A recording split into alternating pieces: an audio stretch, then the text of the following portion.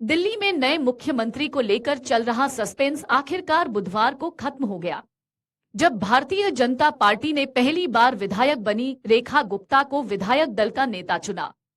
Party 26 साल बाद राजधानी में सत्ता में लौटी है।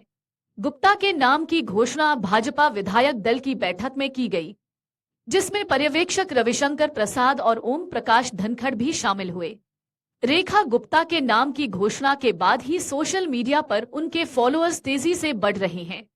बुधवार शाम तक दिल्ली सीएम के नाम के ऐलान से पहले रेखा गुप्ता के एक्स हैंडल पर 23,000 फॉलोअर्स थे, लेकिन जैसे ही उनके नाम की घोषणा हुई तो तेजी से सोशल मीडिया पर उनके फॉलोअर्स बढ़ने लगे। अब तक 65,000 से ज्यादा फॉलोअर्स पहुंच गए हैं। सोशल मीडिया पर उनके फॉलोअर्स की संख्या लगातार बढ़ रही है। आपको बता दें कि दिल्ली विश्वविद्यालय छात्र संघ की पूर्व अध्यक्ष और महासचिव रेखा गुप्ता ने दिल्ली में भाजपा महिला मोर्चा की महासचिव और पार्टी की राष्ट्रीय कार्यकारी समिति की सदस्य के रूप में काम किया है।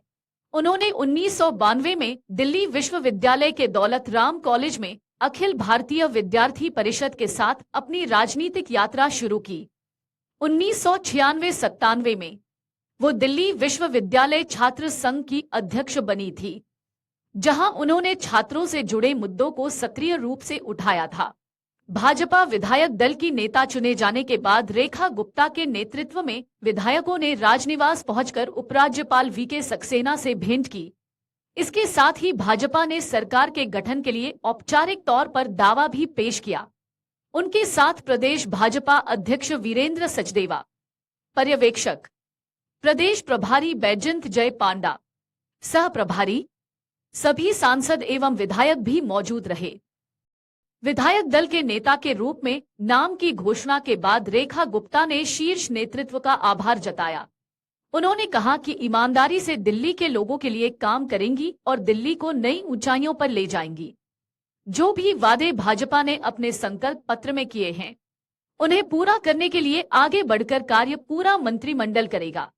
वायु प्रदूषण, पर्यावरण, यमुना की स्वच्छता, महिला सम्मान, आयुष्मान समेत कई अन्य मुद्दों पर त्वरित गति से कार्य करने की बात भी उन्होंने कही। विधायक दल की बैठक में नई दिल्ली से भाजपा विधायक प्रवेश वर्मा ने उनके नाम का प्रस्ताव रखा, जिसका रोहिणी से विधायक विजेंद्र गुप्ता व जनकपुरी से विधायक आशीष सूद ने समर्थन किया। पर्यवेक्षक रविशंकर प्रसाद ने विधायकों को सरकार चलाने का संदेश देते हुए मिलकर कार्य करने की सलाह दी। रेखा गुप्ता का जन्म 19 जुलाई 1974 को हुआ था। छात्र जीवन से ही रेखा राजनीति में सक्रिय हो गई थी। रेखा गुप्ता की 1998 में मनीष गुप्ता से शादी हुई थी। चुनाव आयोग को दिए गए हलफनामे के मुताबिक रेखा के पति एक लाइफ इंश्योरेंस कंपनी में काम करते हैं, साथ ही उनका स्पेयर पार्ट्स का भी कारोबार है। रेखा गुप्ता दिल्ली की शालीमार बाग विधानसभा सीट से विधायक है। वो मौजूदा समय में दिल्ली भाजपा की महासचिव और भाजपा के महिला मोर्चा की राष्ट्रीय उपाध्यक्ष भी हैं।